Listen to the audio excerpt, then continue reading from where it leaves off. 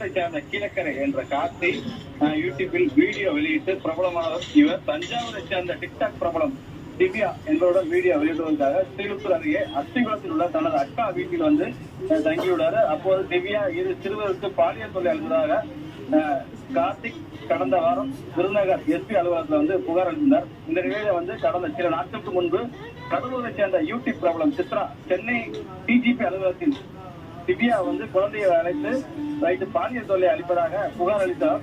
இது குறித்து ஸ்ரீவில்லிபுத்தூர் அனைத்து மகளிர் போலீசார் மற்றும் குழந்தைகள் நல அலுவலர் விசாரித்ததுல வந்து 15 வயது மற்றும் 17 வயது சிறுவர்களுக்கு வந்து பாலியல் தொல்லை அளித்து தெரிய வந்தது.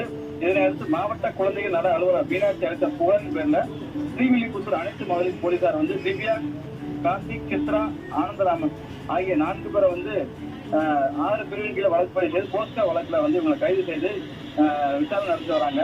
மேல ஒரு போலீசார் வந்து கூறியில வந்து ஈரோட்டை சேர்ந்த கீழே